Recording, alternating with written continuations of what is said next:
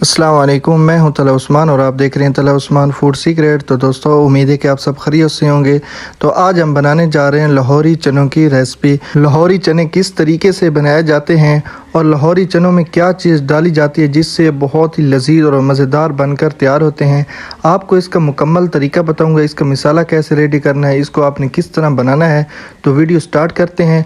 बिस्मिल्लाहिर्रहमानिर्रहीम। सबसे पहले हमने चने लेने हैं, तकरीबन 3 पाव के करीब हमने चने लिए। इनको पहले हमने पूरी रात के लिए भिगो के रखा हुआ था, तो ये काफ़ी हद तक नरम हो चुके हैं। तो अब हम इनको अच्छी तरह बॉयल करेंगे। तो इन चनों को हम कढ़ाई में शामिल कर देंगे और इसके अंदर जो पानी है वो भी रहे। और इसके अलावा हमने तकरीबन इसके अंदर पानी लीटर शामिल करना है जिससे आपके चने अच्छी तरह गल जाए। और इसमें 1 चम्मच हमने नमक का शामिल करना है और चुटकी के बराबर हम इसमें मीठा सोडा शामिल करेंगे। तो मीठा सोडा हम तकरीबन 1 चुटकी के बराबर शामिल करेंगे। मीठा सोडा अच्छी तरह चनों को गाल देता है, तो हम बॉयल करने के लिए खड़ा कर देंगे। तकरीबन ये आधा घंटा हम इसी तरह कवर करके रखेंगे ताकि चने अच्छी तरह गल जाएं। तो इसकी दूसरी तरफ हम मिसाला बनाएंगे। चनों के मिसाला हम बनाने जा रहे हैं। तो सबसे पहले हम इसमें ऑयल शामिल करेंगे, घी हम शामिल नहीं कर रहे। अच्छा, ऑयल हम थोड़ा सा इसमें ज़्यादा शामिल करेंगे। जब देखें कि ऑयल इसमें गर्म हो चुका है तो इसमें हम प्याज की पेस्ट शामिल कर देंगे। तकरीबन 2 मीडियम साइज़ के हमने प्याज की पेस्ट बनाई थी, वो इसमें हम शामिल कर देंगे। तो इन दोनों चीज़ों को हमने अच्छी तरह पकाना है। ज़्यादा कलर नहीं देना, हमें कलर नहीं चाहिए, बस इसकी पकाई चाहिए। तो इन प्याज़ों को थोड़ा सा पकाने के बाद हम इसमें खरा मिसाला शामिल करेंगे। सबसे पहले हम तेज़ पत्ता शामिल करेंगे और इसके बाद 4 से 5 हम लौंग शामिल कर देंगे।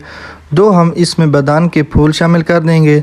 इसके अलावा हम इसमें 2 से 3 मोटी इलायची शामिल कर देंगे। इसके बाद ये हमारे पास है ज़ीरा, बहुत ही इंपॉर्टेंट चीज़ है, ये आपने इसमें ज़रूर शामिल करना है। ये 1 चम्मच शामिल कर देंगे। इसके बाद हम इन मिसालों को अच्छी तरह हमने पकाना है। इतना पकाना है कि ज़ीरा इसके अंदर थोड़ा सा सुनहरी कलर देने लग जाए। अच्छा, इसको आपने ज़्यादा तेज़ आंच पे नहीं पकाना, वरना आपका जो ज़ीरा है आपने डाला है ये जल जाएगा। इसको आपने हल्की हल्की आंच पे पकाना है। जब देखें कि मिसालों की खुशबू आप तक आना शुरू हो गई हो तो इसमें अदरक और लहसुन की पेस्ट शामिल कर देंगे। तो ये आपने इसमें जो भी चीज़ आपने डालनी है वो पेस्ट ही शामिल करनी है। चाहे आप इसमें मिर्च की पेस्ट शामिल करें, जिस चीज़ की भी आपने शामिल करनी है वो पेस्ट ही शामिल करनी है। तो ये पकाने के बाद हम इसमें सब्ज़ मिर्चों की पेस्ट शामिल कर देंगे। तकरीबन हमने 15 सब्ज़ मिर्ची ली थी, उनकी हमने पेस्ट बना ली है, वो इसमें शामिल कर देंगे। अच्छा, इन तमाम चीज़ों को आपने यहाँ पर अच्छी तरह पकाई करना है। जितनी ज़्यादा अच्छी तरह पकाई करेंगे उतना ही मिसाला आपका खुशबूदार और मज़ेदार बनकर तैयार होगा।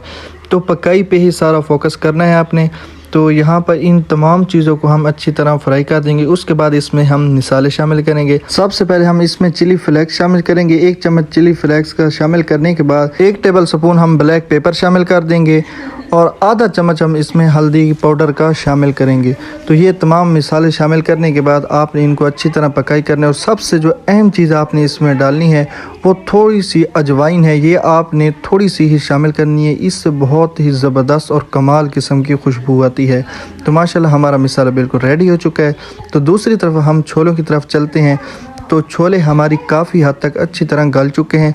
तो इसमें हम थोड़ी सी मसूर की दाल शामिल करेंगे। तो ये शामिल करने से छोलों के टेस्ट में और इजाफा हो जाएगा। तो ये जब आप छोलों के साथ पकाएंगे तो इसका पता नहीं चलेगा कि ये कहाँ गुम हो गई, इतनी अच्छी तरह ये गल जाती है। तो माशाल्लाह देखें, छोले हमारे तकरीबन 80% गल चुके हैं। जो 20% है वो हमने मिसाले के साथ ही इनको पकाना है। तो माशाल्लाह देखें, ये अच्छी तरह गल चुके हैं। बाकी जो 20% है वो हम मिसाले के साथ पकाएंगे।